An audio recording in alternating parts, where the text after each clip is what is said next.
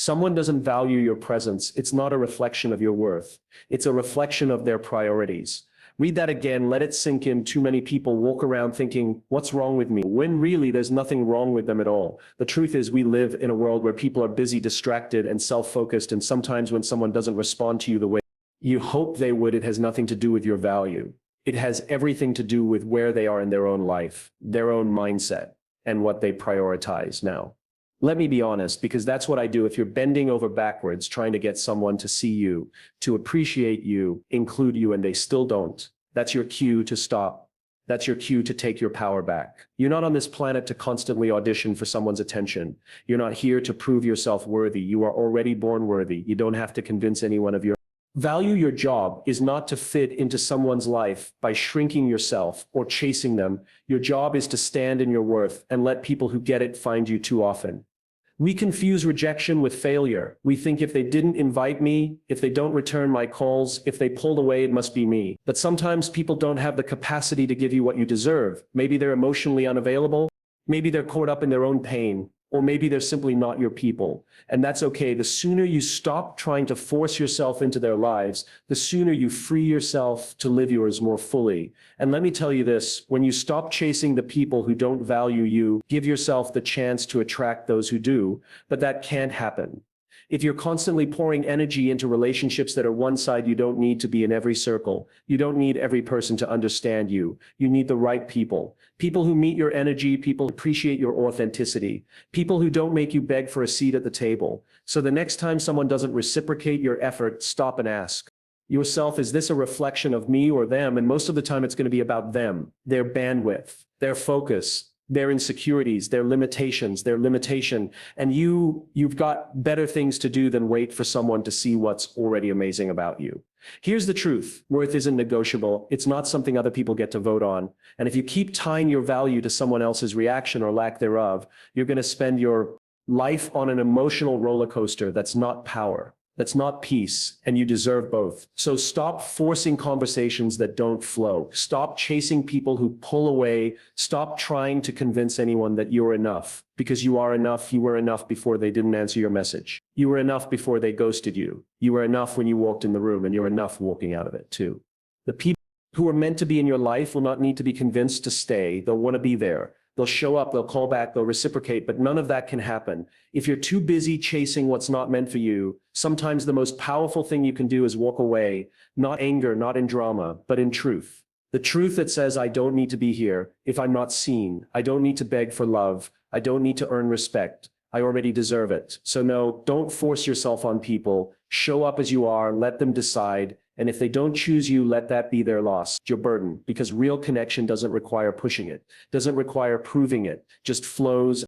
Once you stop trying to force your way into spaces that don't value you, you start building a life full of places and people that do, and that changes everything. Forced connections drain energy, not build it. We've all felt it, that sense of strain, that feeling like you're trying way too hard to keep something alive that just isn't working. Whether it's a friendship, a relationship, a colleague, or even a family member, when the connection isn't mutual, when it's not natural.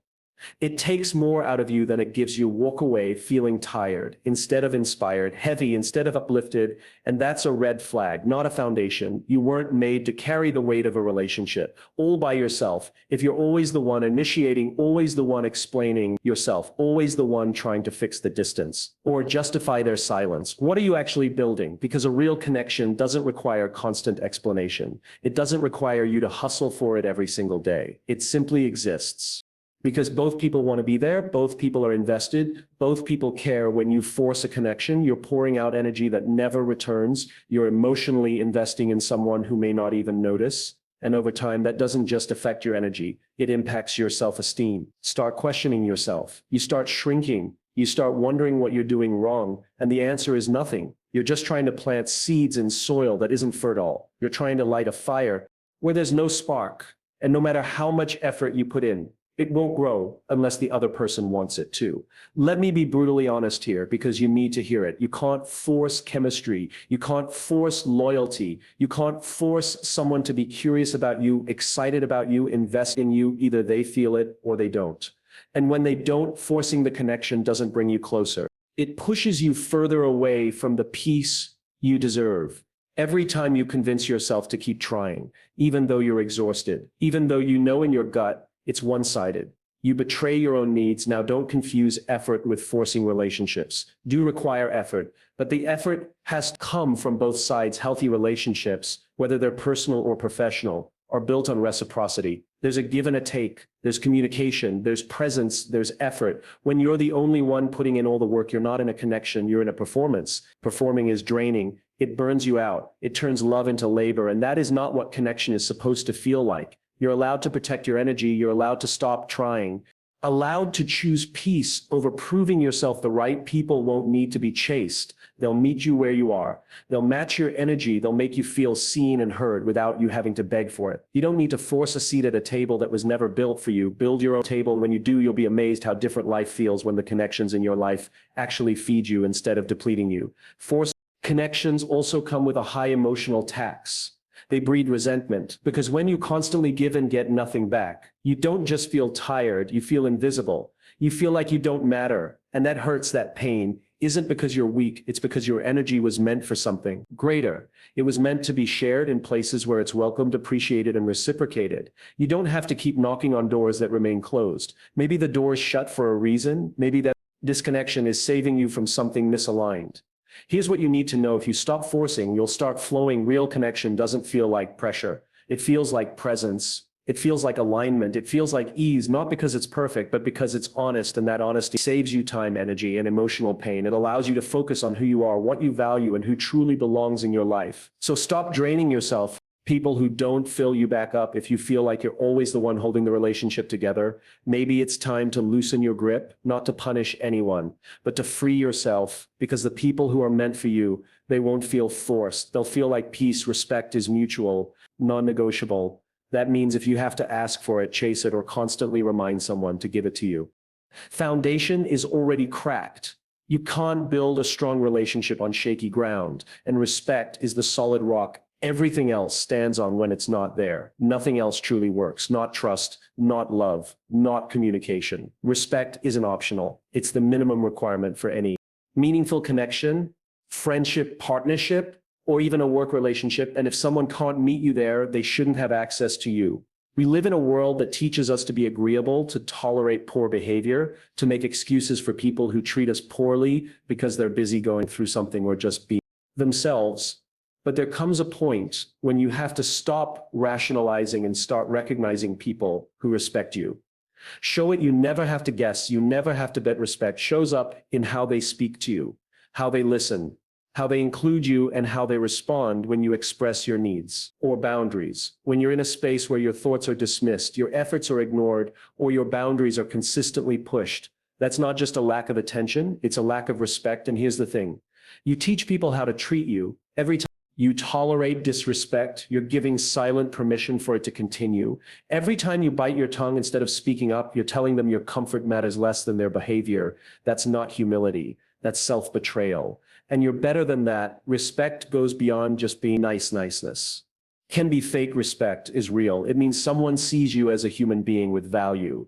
It means they consider your time, your thoughts, your space. It means they don't cross lines they know will hurt, and if they do, they take responsibility and correct it, not because they got caught, but because they care. If you're constantly explaining to someone how to treat you, they're not respecting you, they're tolerating you until they can get what they want. It's also important to remember that respecting yourself is the first step to being respected by others. When you stop lowering your standards just to maintain a connection, you shift the entire dynamic. You show up differently. You stop apologizing for having boundaries. You stop staying silent to keep the peace, and you start realizing that the people who can't respect you, when you're being true to yourself, were never your people to begin with. Some of the most powerful moments in life come when you decide to walk away from someone who refuses to give you the basic respect you deserve. Not because you're bitter, not because you want revenge, but because you finally love yourself enough to stop settling. Respect isn't something you earn by overgiving. It's something you expect as a baseline, and if someone doesn't meet that, it's on them, not you. People who truly respect you won't test your boundaries. They'll honor them. They won't mock your dreams. They'll support them. They won't silence your voice. They'll invite it in, and if you're not experiencing that, you don't need to fight harder. You need to step back. Because when you raise your standards, the right people will rise to meet them and the wrong people will fall away. This doesn't mean you cut everyone out over one mistake. It means you become a mirror. You reflect back the energy people give you. If someone consistently shows up with integrity, honesty, and care, you match that. If they show up with disregard, disrespect, and selfishness, you don't match that. You remove yourself quietly, powerfully, with self-respect at the end of the day. Your peace is more important than someone else's comfort. Your self-worth is more important than keeping the connection, and your ability to look in the mirror and say, I don't let people treat me like I don't matter. That's everything. That's your power. Respect isn't just a value, it's a boundary, and it should never be up for negotiation. Rejection is redirection. Phrase might sting the first time you hear it, especially when you're in the middle of being overlooked, ghosted, left out, or flat out told no. But here's the truth most people don't want to admit. Some of the best things that ever happened to us start with a door closing in our face. That rejection, as painful as it is in the moment, is often life pointing you in a new direction, a better one, a path that's more aligned with who you really are, not who you were trying to be for someone else. Think about it. How many times have you wanted something so badly? A person, a job, a friendship, an opportunity, only to have it fall apart, disappear, or never even begin? And how many of those situations in hindsight turned out to be the best thing that never happened? That's not coincidence. That's clarity. That's life clearing space for something better, even when you're not ready to see it yet. When someone rejects you, it's easy to make it personal, to go into a spiral of self-doubt. What did I do wrong? Why wasn't I enough? What could I have done differently? But rejection isn't always about you. Sometimes it's about them, their fears, their limitations, their baggage. Sometimes it's timing, sometimes it's just misalignment. But more often than not, it's life doing you a favor that you won't recognize until later. Rejection forces us to pause, to reevaluate, to get honest about what we've been chasing and why. It's a wake-up call, a pivot point. And if you're paying attention, it's also an invitation to stop trying to fit in where you don't belong, an invitation to let go of who you thought you needed to be and start becoming who you really are. That person, that version of you, they don't chase approval. They don't need to prove their worth to anyone. They trust that what's meant for them won't require begging, bending, or breaking themselves to fit in. When someone says no to you, whether directly or through their actions, they're setting you free. It might not feel like that in the moment. It might feel like loss, failure, or heartbreak. But later, when you're standing in a room full of people who see you, hear you, and value you, you'll look back and realize that rejection was divine protection. It was guidance in disguise. Here's the thing about redirection. It doesn't always come with a map. It comes with discomfort. It comes with uncertainty. It comes with the kind of silence that forces you to listen to your intuition. And that's where your power lives. Not in being chosen, but in choosing yourself. When you stop chasing what's walking away from you, you start walking toward what's meant for you, but you can't do both at the same time. You have to let go in order to move forward. Let's stop romanticizing being accepted by people who don't value us. Let's stop thinking that rejection means we weren't enough. You are enough. You are enough. You're just not for everyone, and that's okay. You're not a universal fit. You're a unique soul with a specific frequency. The right people, the right opportunities, the right paths, they'll match that frequency. You won't have to scream to be heard. You won't have to shrink to be loved. Rejection is a mirror that shows you the places where you've been settling. It reveals the areas where you've been dimming your light, compromising your values, or chasing things out of fear instead of alignment. And when you see that clearly, you can make better choices. You can start walking in the direction of your truth instead of someone else's comfort. So the next time something doesn't work out, the next time someone pulls away or a door closes, take a breath, pause. Before you spiral, ask yourself, what if this isn't a loss? What if this is redirection? And trust that even though it feels hard now, something better is waiting on the other side of this. Letting go, because here's the truth, life is never taking something from you without preparing to replace it with something more aligned. You just have to be willing to release your grip on what's gone in order to receive what's coming.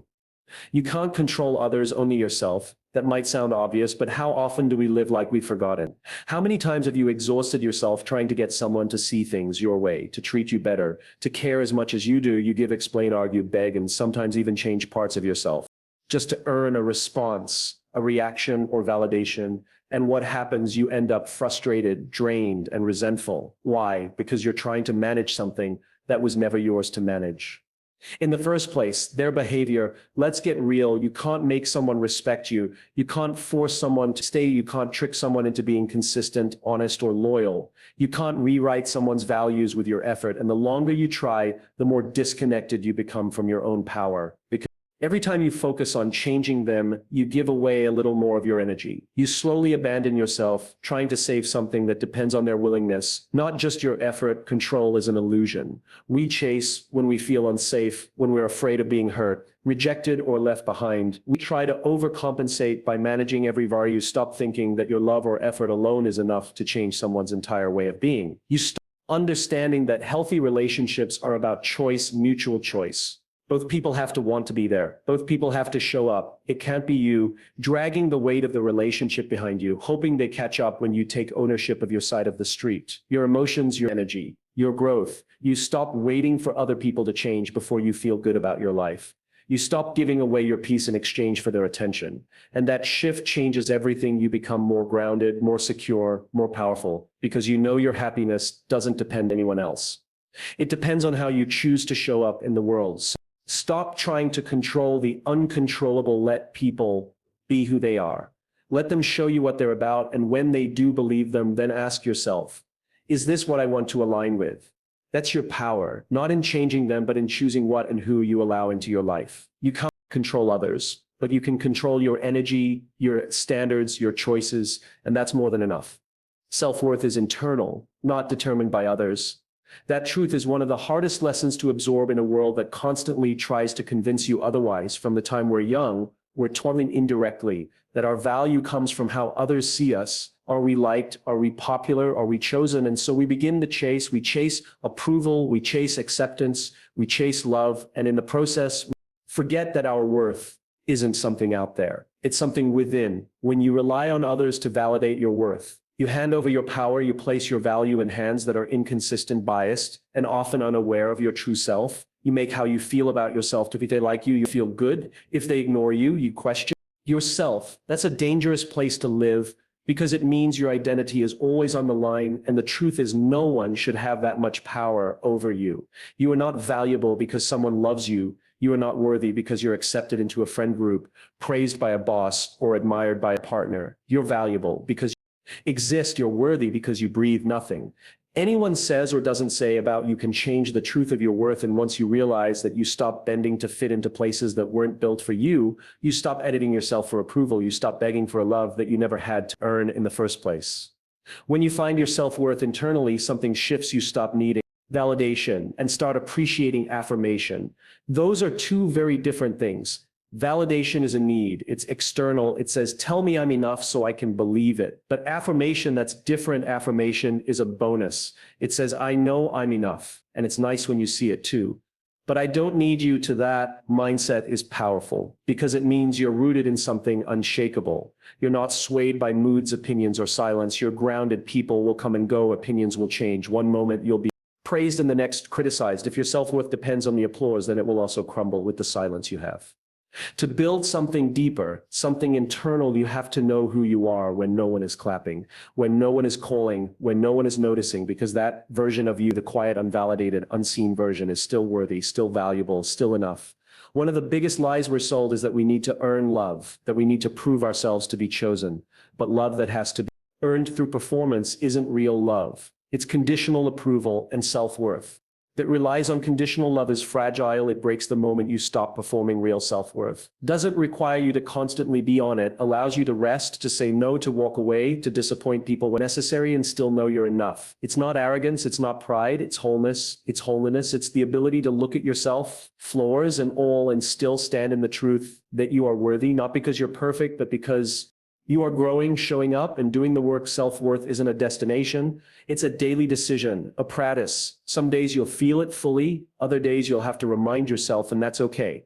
What matters is that you keep coming back to yourself. You don't need everyone to like you. You don't need to be chosen by people who don't understand you. You don't need to shrink to fit into someone else's definition of enough. You get to define that for yourself, and when you do, you start living in a way that is real. You stop settling, you stop chasing, you stop forcing connections that require you to betray yourself, the people who truly see you, the ones who are aligned with your spirit, not just your image. They will show up and you won't need to convince them. You won't need to prove your worth to them. They'll recognize it because they've done the work to recognize their own. That's what aligned energy looks like. So remember this. You are not defined by how others treat you. You are not a reflection of someone else's inability to see your value. You are enough exactly as you are, not when you achieve something, not when someone loves you back, not when you're finally noticed. Right now, just as you are. That's where your self-worth lives. Let go with grace. That's one of the most empowering things you'll ever learn to do in your life. Not everything is meant to be held onto. Not every person, not every connection, not every situation is supposed to last forever. And that's not failure. It's part of growth, one of the most courageous acts of self-respect. Recognizing when something or someone no longer aligns with who you are becoming and choosing to walk away with peace, not bitterness. But here's what happens to so many of us. We hold on, we grip tight, we stay longer than we should because we don't want to feel the discomfort of letting go. We try to fix it. We overextend. We tell ourselves, maybe if we try a little harder, give a little more, explain ourselves one more time, they'll understand. They'll change. They'll stay. But the truth is, forcing what's no longer meant to be only drains you. It robs you of your energy, your joy, your clarity, and eventually it leaves you disconnected from yourself. Letting go doesn't mean you didn't care. It doesn't mean you failed. It means you finally realized your worth is not tied to keeping something together that's falling apart on its own. It means you've decided your peace matters more than someone else's calm. It means you've made a decision to honor the person you're becoming, even if it means disappointing the person you used to be. When we hold on too tightly, we leave no room for better to come in. We become so focused on what we're afraid to lose that we don't notice what we're actually losing ourselves.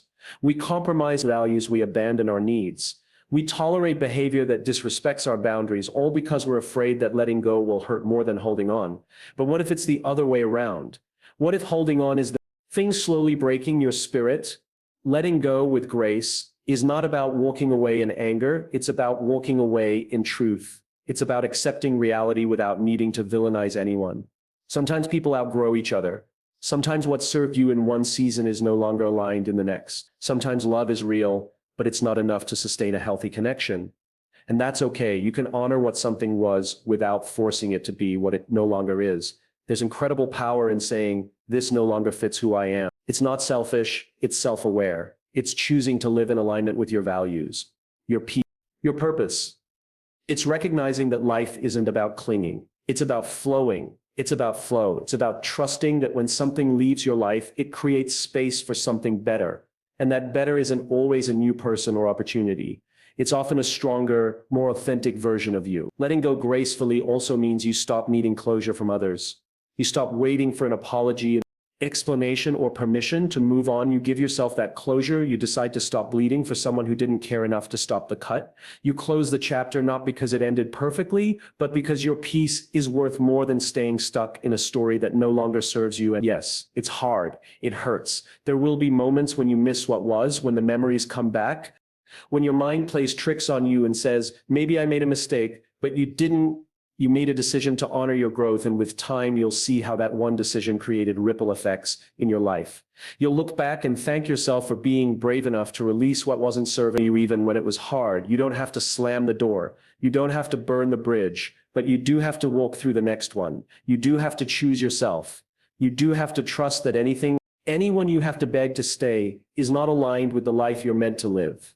So take a breath, loosen your grip, let go, not with resentment, but with grace, because grace is strength. Grace is maturity. Grace is freedom. Grace is freedom. And on the other side of that release is something beautiful, waiting for you: peace, clarity, and the kind of life that doesn't require you to hold on so tightly just to